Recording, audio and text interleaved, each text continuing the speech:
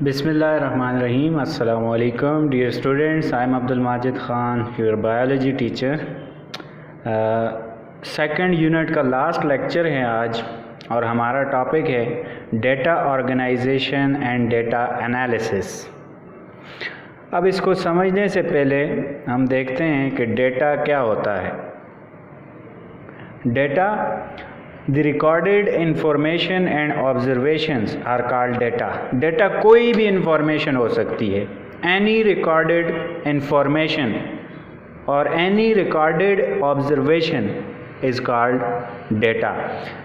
आपका नाम है, आपकी डेट ऑफ बर्थ है, ये डेटा है, ठीक है। तो कोई भी इंफॉर्मेशन, एड्रेस, नेम्स, कोई भी किसी भी किस्म की वैल्यूज़, डेट ऑफ बर्थ होगी, ये सब क्या हैं? ये डेटा हैं। अब इंफॉर्मेशन हमने बात की कि नेम्स हो सकती हैं, वो डेट्स हो सकती हैं, वो डिफरेंट वैल्यूज़ हो सकती हैं। लेकिन जो बायोलॉजी में या साइंस में जो डेटा आता है वो कहाँ से आता है? ऑब्जर्वेशन से आता है और एक्सपेरिमेंट से आता है। अब बायोलॉजी में या साइंस में जो साइंटिफिक डेटा होगा वो नॉर्मल डेटा से डिफरेंस क्या है? डिफरेंस ये है कि जो साइंटिफिक डेटा है वो ऑब्जर्वेशन से या एक्सपेरिमेंट से जो वैल्यूज़ हासिल होती हैं, जो नेम्स, डेट्स, वैल्यूज़ हासिल होती हैं, वो साइंटिफिक डेटा कहलाएगा। सिंपल डेटा तो किसी भी चीज़ की इंफॉर्मेशन हो सकती है, जैसे हमारा नाम हो गया, हमारा एड्रेस हो गया, फ़ोन नंबर, कोई भी किसी भी किस्म की इंफॉर्मेशन होगी। लेकिन ये साइंटिफिक डेटा नहीं है। साइंटिफिक डेटा ऑब्जर्वेशन और एक्सपेरिमेंट से आएगा और साइंस बेस ही करती है डेटा पे। साइंटिफिक नॉलेज कैसे जनरेट होता है वो हम देख चुके हैं साइंटिफिक मेथड में कि किस तरह साइंटिफिक नॉलेज जनरेट हो रहा है। अब जो डेटा कलेक्ट करते हैं, साइंटिफिक डेटा और नॉर्मल डेटा भी, तो वो सेंसेस के साथ कलेक्ट किया जाता है। और साइंटिफिक डेटा में आपको पता है कि इंस्ट्रूमेंट्स का भी यूज़ होता है, माइक्रोस्कोप, टेलीस्कोप, इस तरह के इंस्ट्रूमेंट्स भी डेटा कलेक्ट करने के लिए यूज़ होते हैं। अब डेटा की डिफरेंट फॉर्म्स हो सकती हैं। किस फॉर्म में हो सकता है? वो डेटा नंबर्स की फॉर्म में भी हो सकता है, वो डेटा वर्ड्स की फॉर्म में, डिस्क्रिप्शन की फॉर्म में भी हो सकता है, और वो डेटा इमेजेस की, graphs, tables, flow charts, maps, diagrams. तो साइंस में या बायोलॉजी में हम देख चुके हैं कि जो हमारे पास डेटा आता है या तो वो डिस्क्रिप्शन की फॉर्म में होता है, जिस तरह हमारे पास एक्सपेरिमेंट का रिज़ल्ट आया वो हमारा डेटा था। तो हमने क्या देखा था? रिज़ल्ट हमारे पास क्या आया था? जो एक्सपेरिमेंट परफॉर्म किया था, 100 हेल्दी पेशेंट्स लिए थे और 100 मलेरियल पेशेंट्स लिए थे। हेल्दी पेशेंट का हमने देखा कि उनके ब्लड में प्लाज्मोडियम मौजूद नहीं था और जो मलेरियल पेशेंट्स हैं उनके ब्लड में प्लाज्मोडियम मौजूद था। तो इसको हमने वर्ड्स की फॉर्म में इस डेटा को लिखना है, डिस्क्रिप्टिव फॉर्म में हमने लिखना है। तो इस तरह कोई और डेटा हमारे पास नंबर्स की फॉर्म में भी वो हो सकता है। फिर इन नंबर्स के टेबल्स भी बन सकते हैं, ग्राफ भी बन सकता है, या फिर कोई दूसरा डेटा है, इमेज की फॉर्म में डेटा है, या फिर फ्लो चार्ट्स की फॉर्म में कोई डेटा बन सकता है, या मैप्स, डायग्राम्स की फॉर्म में हमारे पास डेटा बन सकता है, रिकॉर्ड हो सकता है। तो इन फॉर्म्स में हमारे पास इंफॉर्मेशन रिकॉर्ड हो सकती हैं और इस इंफॉर्मेशन को हम क्या कहेंगे? डेटा कहेंगे। डेटा की दो टाइप्स हैं, क्वालिटेटिव और क्वांटिटेटिव। इस पे हम पहले भी डिस्कस कर चुके हैं, आपको याद हो अगर तो ऑब्जर्वेशन में हम डिस्कस कर चुके हैं कि qualitative observation and quantitative observation. अब जब डेटा को हम न्यूमेरिकली डिस्क्राइब करेंगे उसको हम क्वांटिटेटिव डेटा कहेंगे, यानी कि that can be recorded in the form of numbers. जिस तरह हमारे पास ये डेटा है कि normal body temperature is 37 degree Celsius, या the height of body is 88 centimetre. तो ये हमारे पास नंबर्स की फॉर्म में ये डेटा रिकॉर्ड हुआ है, इसीलिए ये क्वांटिटेटिव डेटा है। क्वालिटेटिव डेटा जो बिहेवियर को शो करे, जो नंबर्स की फॉर्म में रिकॉर्ड ना हो सके बल्कि डिस्क्रिप्टिव फॉर्म में हो, जिस तरह मैंने अभी एग्जांपल दिया आपको कि वो डिस्क्रिप्टिव फॉर्म में जो डेटा हमारे पास आया था, जो मलेरियल एग्जांपल, जो मलेरियल स्टडी हम कर चुके हैं। अब डेटा की बहुत इम्पोर्टेंस है इन बायोलॉजी, इन साइंस। तो क्या इम्पोर्टेंस है कि पूरा साइंटिफिक मेथड डेटा प्रोसेसिंग और डेटा एनालिसिस पे बेस करता है। फॉर एग्जांपल, हमने मलेरियल स्टडी की एग्जांपल जो ली, उसमें हमने देखा ऑब्जर्वेशंस की, वहाँ पे डेटा प्रोसेसिंग हो रही थी, डिफरेंट डेटा हमारे पास कलेक्ट हो रहा था, उसको हम प्रोसेस करके एक स्पेसिफिक डेटा हम आगे लेके जा रहे थे, और जो डेटा था उसको हम एनालाइज भी कर रहे थे। तो डेटा से हमारे रिजल्ट्स जनरेट हो रहे थे इस डेटा की बेस पे। तो पहली इंपॉर्टेंस कि पूरा साइंटिफिक मेथड डेटा पे बेस करता है, और एक स्टेज का डेटा दूसरे स्टेज में, नेक्स्ट स्टेज में यूज़ हो सकता है। दूसरी बड़ी इम्पॉर्टेंस या फ़ायदा क्या है?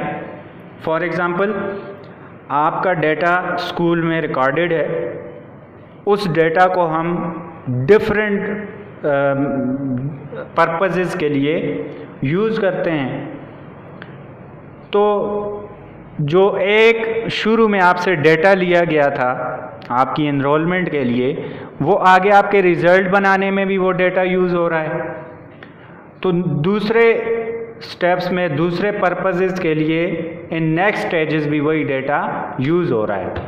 तो इसी तरह जो साइंटिफिक डेटा है, जो पहले एक्सपेरिमेंट में हमने देखा था, वही डेटा आगे भी यूज़ हुआ। प्रॉब्लम नंबर 1 में हमने डेटा जो जनरेट किया था, जो ऑब्जर्वेशंस थी, तो उन्हीं ऑब्जर्वेशन की बेस पे दूसरा नया डेटा जनरेट किया गया। तो वो डेटा यानी कि नेक्स्ट स्टेज में, प्रॉब्लम नंबर 2 में भी यूज़ हुआ था।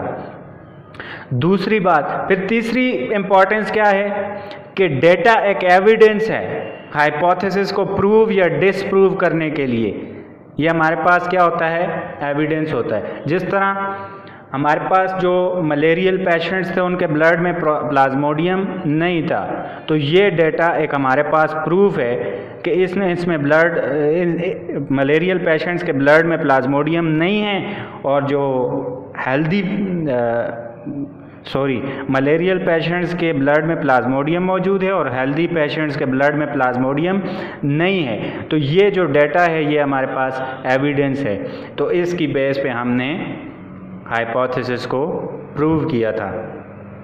फिर डेटा हमें स्ट्रक्चर बताता है। फॉर एग्जांपल, मैं यहाँ पे कोई डेटा लिखता हूँ, ठीक है, 2, 4, 5, 6, 7, 8, ये हम आगे डिस्कस करेंगे डेटा ऑर्गेनाइजेशन और डेटा एनालिसिस में, जो आज का हमारा टॉपिक है।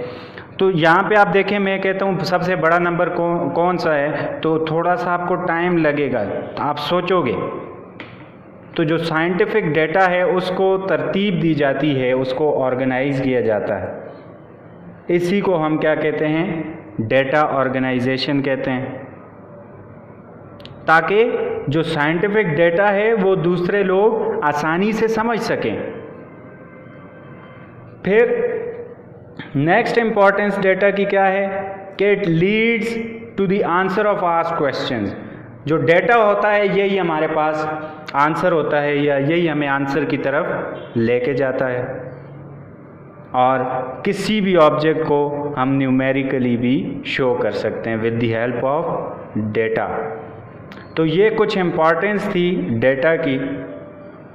अब नेक्स्ट हमारे पास आ जाता है in data organisation and data analysis, यानी कि डेटा को ऑर्गेनाइज कैसे किया जाता है, तरतीब कैसे दी जाती है।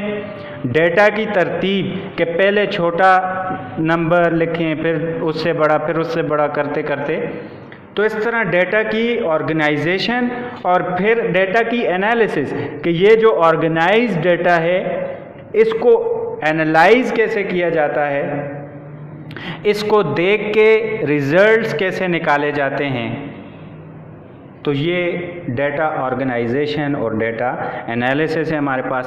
अब स्टैटिस्टिकल या मैथमेटिकल टेक्निक यूज़ होती है डेटा एनालिसिस के लिए। डेटा ऑर्गेनाइजेशन या डेटा एनालिसिस के लिए एक स्टैटिस्टिकल और मैथमेटिकल टेक्निक्स डिफरेंट यूज़ होती हैं। आपकी बुक में सिर्फ रेशो और प्रोपोर्शन को बताया गया है। तो स्टैटिस्टिक्स में तो बहुत सारी टेक्निक्स हैं, मीन मीडियन मोड हैं, इसके अलावा बहुत सारी मैथमेटिक्स में टेक्निक्स हैं, लेकिन आपकी बुक में ये दो समझाई गई हैं कि इनको कैसे साइंटिफिक डेटा को कलेक्ट करने में या उसकी ऑर्गेनाइजेशन या उसकी एनालिसिस में यूज़ किया जाता है। सबसे पहली टेक्निक रेशो है और फिर प्रोपोर्शन है। तो हम इसको वन बाय वन देखते हैं। रेशो क्या होता है? It is the relationship between two numbers और टू क्वांटिटीज़ या टू वैल्यूज़, और ये वैल्यूज़ सेम काइंड की होनी चाहिए with respect to relative size.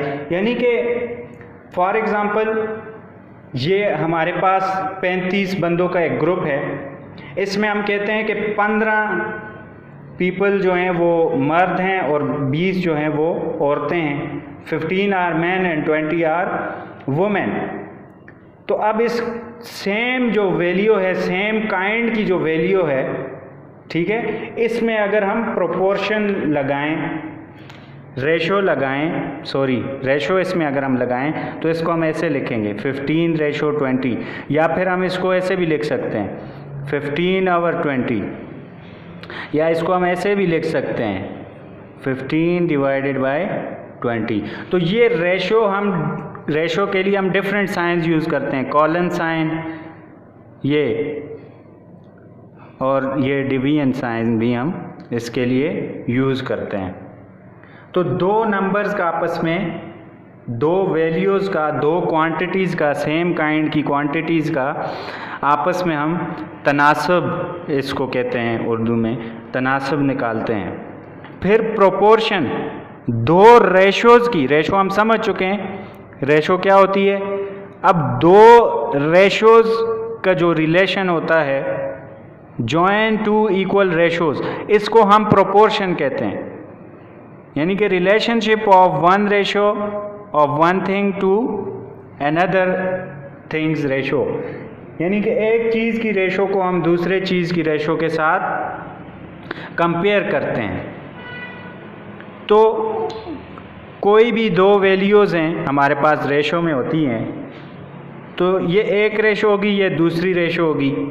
इनको जब आपस में हम कंपेयर कर रहे हैं, इसको हम प्रोपोर्शन कहते हैं।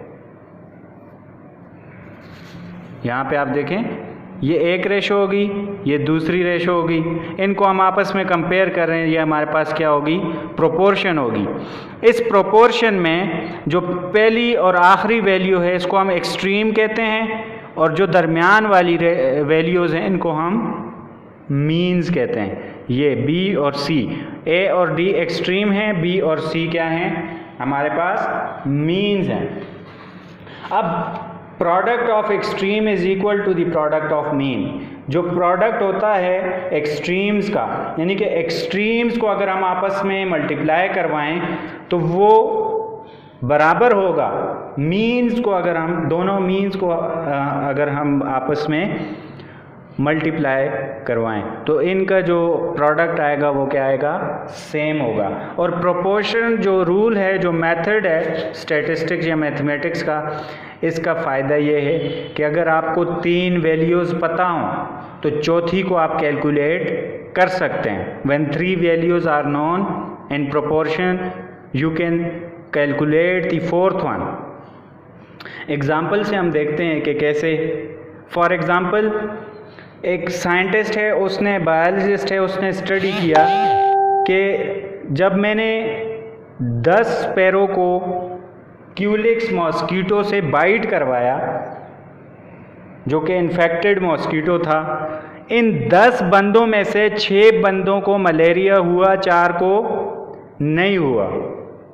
तो अगर मैं 50 स्पैरोज को बाइट करवाऊं मॉस्कीटो से तो कितनों को मलेरिया होगा? तो हमारे पास 3 वैल्यूज़ आ गई, यानी कि एक रेशो हमारे पास मौजूद है 6:10, यानी कि 10 में से 6 स्पैरोज़ को मलेरिया हुआ था। अब अगर हम 50 लोगों को बाइट करवाएं, 50 स्पैरोज़ को बाइट करवाएं, तो हमारे पास कितने लोगों को मलेरिया होगा? तो प्रोपोर्शन रूल से हम 4th value easily find out कर सकते हैं। तो इसको हम ऐसे लिख सकते हैं ना, 1/50, 6/10। अब a जो 4th वैल्यू है इसको हम फाइंड करेंगे। तो 50 यहाँ पे डिवाइड हो रहा था, वहाँ जाके मल्टीप्लाई होगा। अब ये 10 डिवाइड हो रहा था, यहाँ आके क्या होगा? मल्टीप्लाई होगा। इसको जब हम कैंसिल कर देते हैं तो हमारे पास जो वैल्यू आती है वो 30 आ गई। तो इससे हमें साबित हुआ, इस डेटा से हमने एनालाइज़ किया कि 50 स्पैरोज़ को अगर बाइट करवाएंगे इन्फेक्टेड क्यूलेक्स मॉस्कीटो से तो हमारे पास 30 जो स्पैरोज़ हैं उनको मलेरिया हो जाएगा। तो ये हमें डेटा एनालाइज करने में इन स्टैटिस्टिकल मेथड्स ने मदद दी, हेल्प किया। तो स्टूडेंट्स, हमने देखा डेटा होता क्या है, डेटा की फॉर्म्स देखी, टाइप्स ऑफ डेटा देखा, ठीक है। फिर हमने इम्पोर्टेंस भी देखी डेटा की, और फिर डेटा के बाद हमने देखा कि जो स्टैटिस्टिकल रूल्स अप्लाई किए जाते हैं, रेशो और प्रोपोर्शन रूल, इसको भी हमने देख लिया। अब डेटा ऑर्गेनाइजेशन और डेटा एनालिसिस होती क्या है, साइंटिस्ट कैसे डेटा को ऑर्गेनाइज करते हैं और उसको एनालाइज कैसे करते हैं, इंटरप्रेट कैसे करते हैं। तो साइंटिस्ट, हमें पता है कि डेटा कहाँ से कलेक्ट करते हैं, from different steps of scientific method या biological method, biologist biological method के थ्रू। ये साइंटिफिक और बायोलॉजिकल मेथड सेम है, हम पढ़ चुके हैं। अब कलेक्टेड डेटा को साइंटिस्ट क्या करेंगे, ऑर्गेनाइज और एनालाइज करेंगे। कैसे? अब साइंटिस्ट इस डेटा को ऑर्गेनाइज करेंगे इन the form of number, values, graphs, tables, flow charts, जो हम पीछे देख चुके। तो उस फॉर्म में एनालाइज किया जाएगा। इस फॉर्म में साइंटिस्ट क्या करेंगे, इस डेटा को ऑर्गेनाइज करेंगे, तरतीब देंगे, यानी कि जो हमारे पास डेटा कलेक्ट हुआ है उसको हम टेबल बना दें। फॉर एग्जांपल, आपकी जो आइडेंटिटी कार्ड होता है उसमें पहले नेम होता है, फिर उसके बाद नंबर हो गया, एड्रेस हो गया, डेट ऑफ बर्थ हो गई।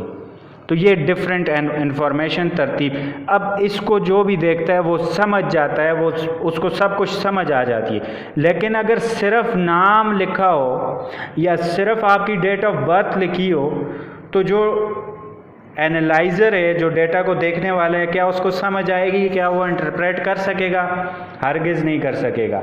तो जब तरतीब में होगा, ऑर्गेनाइज्ड होगा, ऑर्गेनाइज्ड साइंटिस्ट किस फॉर्म में करते हैं, ग्राफ्स की फॉर्म में, टेबल्स की फॉर्म में, फ्लो चार्ट्स की फॉर्म में, या फिर different values, numbers, different dates को, डिफरेंट नेम्स को डायग्राम्स, फ्लो चार्ट्स या टेबल्स या ग्राफ्स की फॉर्म में ऑर्गेनाइज करते हैं।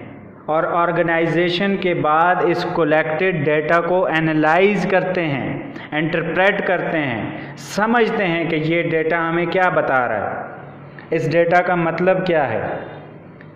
और इस समझने के लिए, इसको एनालाइज करने के लिए स्टैटिस्टिकल टेक्निक्स यूज़ होती हैं, जिसमें से 2 टेक्निक्स हमने देख ली कि वो किस तरह यूज़ करके डेटा को एनालाइज किया जाता है।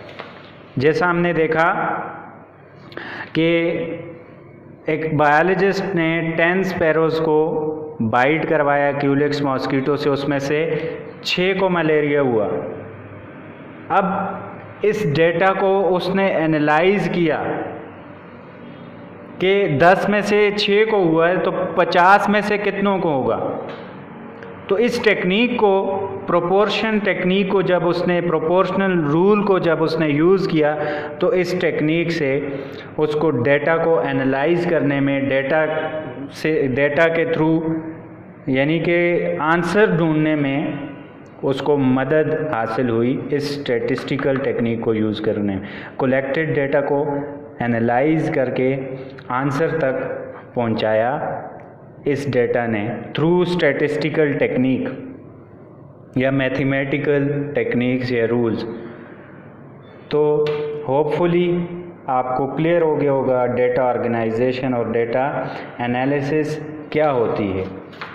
फिर नेक्स्ट छोटा सा टॉपिक है आपकी बुक की एंड में कि mathematics as an integral part of scientific processes. जो साइंटिफिक प्रोसेस है, साइंटिफिक नॉलेज जो कि बायोलॉजिकल मेथड या साइंटिफिक मेथड के थ्रू जनरेट होता है, इसमें हमने देखा कि डेटा इन्वॉल्व है, data collection, data organisation, data analysis involve है। और डेटा जो है इसमें डिफरेंट मैथमेटिकल रूल्स अप्लाई होते हैं, मैथमेटिकल नॉलेज इसमें अप्लाई होता है। अब इन्हीं नॉलेज, इन्हीं रूल्स को हम यूज़ करते हैं बायोलॉजिकल या साइंटिफिक डेटा में। जो बायोलॉजिकल नॉलेज या साइंटिफिक नॉलेज जो जनरेट होता है वो इन मैथमेटिक्स के रूल्स को यूज़ करके जनरेट होता है। फॉर एग्ज़ाम्पल पॉपुलेशन की हम स्टडी कर रहे हैं कि फ़लाँ एरिया में या फ़लाँ कंट्री में पॉपुलेशन इस रेशो से इंक्रीज़ हो रही है और फ़लाँ में इस रेशो से इंक्रीज़ हो रही है। इस तरह की जो रिसर्चेज़ होती हैं उनमें ये मैथमेटिकल रूल्स अप्लाई होते हैं। अब है तो बायोलॉजिकल या साइंटिफिक स्टडी होती है। फिर जो ड्रग स्टडीज़ हैं इनमें ख़ास प्रोपोर्शन में डिफरेंट केमिकल्स को कंबाइन किया जाता है, वहाँ पे डिफरेंट मैथमेटिकल रूल्स यूज़ होते हैं। फिर जो डीएनए सीक्वेंसिंग है वहाँ पे बहुत ज़्यादा स्टैटिस्टिकल और मैथमेटिकल टेक्निक्स यूज़ की जाती हैं। अब ये मैथमेटिकल नॉलेज इस बायोलॉजिकल या साइंटिफिक डेटा की ऑर्गेनाइजेशन और इसकी एनालाइजेशन में या इसकी ऑर्गेनाइजिंग और इसकी एनालिसिस में हेल्प आउट करती है। तो mathematics is an integral part of scientific process which is used to generate the biological or scientific knowledge, and this mathematical knowledge is used to understand, to analyze and to organize this biological and this scientific data. तो hopefully आपको समझ आई होगी। कोई भी आपका question हो तो आपने कमेंट बॉक्स में ज़रूर पूछना है। अब आपका जो होम असाइनमेंट है वो है explain how mathematics can be used to analyse data obtained through experimentation.